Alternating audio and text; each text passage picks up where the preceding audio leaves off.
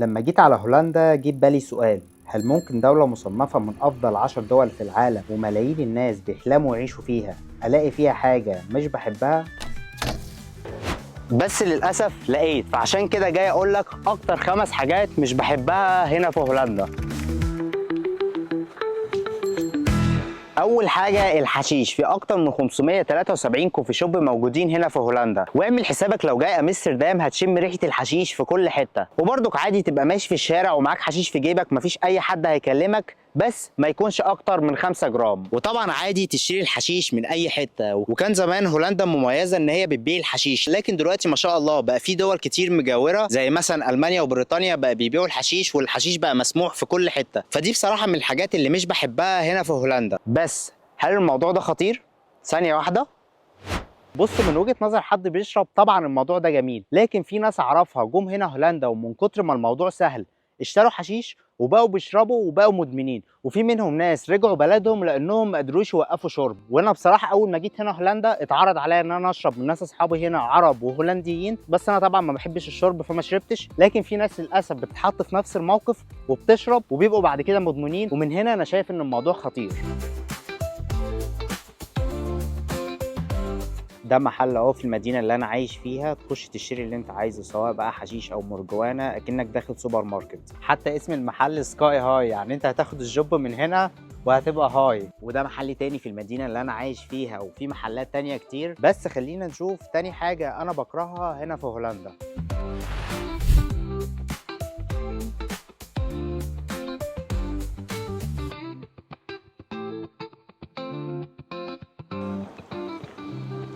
وتاني حاجة بكرهها هنا في هولندا وهي الجو هنا في هولندا غريب جدا، مرة شمس ومرة مطرة في نفس الساعة. وبالنسبة ليا كحد مصري جاي هنا هولندا جديد، جاي من جو كل شمس، ففي الأول الموضوع كان عاجبني جدا، لكن يوم ورا التاني بدأت أكره الموضوع جدا وبدأت أدخل في حالة اكتئاب بسبب الجو. لحد ما صديق هولندي ليا دكتور هو نصحني إن أنا آخد فيتامين د، لأن جلدنا أو جلدي أنا كواحد مصري جاي من بلد كلها شمس متعود على الشمس، ومن هنا فهمت أنا ليه كان مزاجي وحش ومكتئب دايما، بالتحديد في فصل الشتاء. فبصراحه انصح اي حد جاي هنا هولندا جديد ياخد فيتامين د عشان يعوض الشمس. هتقولي ان ممكن شويه شمس يعملوا ده كله، هقول لك لان هنا ساعات بيبقى فيه زي سحاب كده لونه رمادي، بتحس انك عايز تنام، والجو العام فيه اكتئاب كده. كمان هنا الشمس بصراحه تحس ان هي فيك، مش زي الشمس اللي عندنا في مصر بتدفي وكده. حتى الهولنديين هنا بيعانوا من الحته دي، عشان كده تلاقي الهولنديين هنا في فصل الشتاء طلعوا بره هولندا خالص بحثا على الشمس، مش زي عندنا كده في مصر لما تعوز تروح مكان مثلا تروح اسكندريه ولا الغردقه. لا، هنا في هولندا تلاقي الهولنديين راحوا مكان تماما بعيد عن هولندا ان هم يلاقوا مكان فيه شمس يتدفوا، وهم نفسهم بيعانوا من الحته دي ومش بيحبوا جوهم. فبصراحه بالنسبه لي قبل ما اجي هنا كنت عارف ان حوار الجو ده ممكن يبقى مشكله، بس قلت جوه نفسي جو ايه اللي هيبقى مشكله، لكن بصراحه طلعت مشكله حوار الجو ده.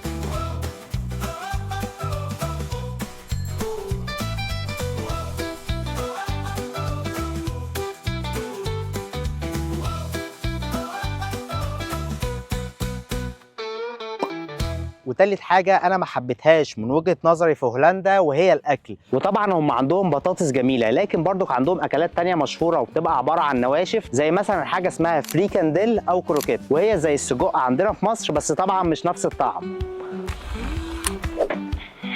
وبالنسبه لي قبل كده كنت معزوم عند واحد صاحبي هولندي وقال لي ما تاكلش، على اساس ان انا اروح الاقي بقى ايه الترابيزه مليانه، لكن بصراحه اول ما وصلت لقيته طالب لي بطاطس، بس بصراحه كانت من الحجم الكبير وكان معاه مايونيز وبعض النواشف اللي انا قلت لكم عليها اللي هي فريكانديل وكروكيت.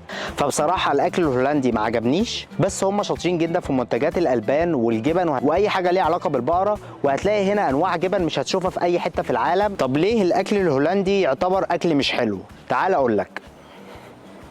من وجهة نظري انا ان الشعب الهولندي شعب عملي جدا، فالست والراجل هنا بيشتغلوا، فما بيبقاش في وقت للست انها تقعد تطبخ وتبدع في الاكل زي كده عندنا في مصر. طبعا الموضوع عندنا في مصر دلوقتي بقى مختلف، ان الست والراجل بقى بيشتغلوا، حتى لو الست الهولنديه طبخت اخرها بتحط ملح وفلفل على الاكل. واسالني انا عشان انا مراتي هولنديه وبعاني من الموضوع ده. فبصراحه هم شعب بسيط جدا في حته الاكل، وعلى ما اعتقد من هنا جت حته اللي هم يبقى عندهم اللي هو السنيك بار اللي هي النواشف اللي انا قلت لكم عليها، وعشان كده معظم الوقت تلاقيهم بيحبوا اكلنا عشان اكلنا بيبقى فيه توابل وطعمه احلى. وتعالوا نشوف رابع حاجه انا ما حبيتهاش هنا في هولندا.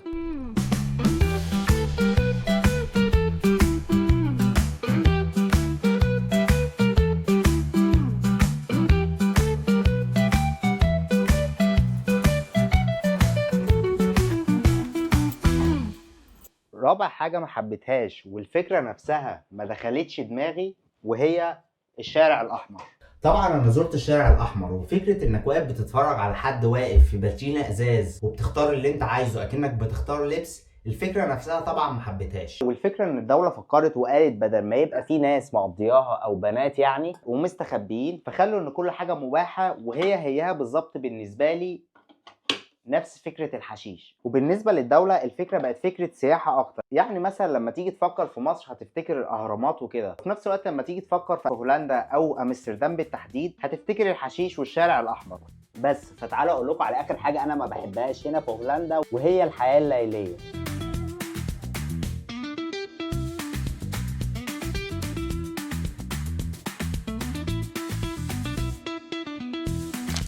وزي ما انتم شايفين الدنيا ضلمت، وبالنسبه للحياه الليليه هنا في هولندا الموضوع مختلف شويه. هنا المحلات بعد الساعه 6 تلاقي كل المحلات قفلت ما عدا يوم الخميس بيقفلوا الساعه 9، وانا بالنسبه لي الموضوع ده بكرهه جدا لاني جاي من البلد كل خروجتنا بالليل، سواء مثلا لو هروح انزل اقعد مع اصحابي على القهوه ولا هروح نلعب كوره، تبقى معظم الحاجات اللي بنعملها بالليل. فالموضوع هنا رخم شويه في الحته دي. لكن هنا كل اللي عليك انك ممكن تعمله انك مثلا تروح السينما او تروح النايت كلاب. فانت لو شخص مسلم ومالكش في الشرب فبصراحه مش هتبقى مبسوط هنا. ولو انت مثلا معاك عيلتك ولا حاجه ولا معاك اطفال هتخرج تروح فين؟ كل حاجه قافله.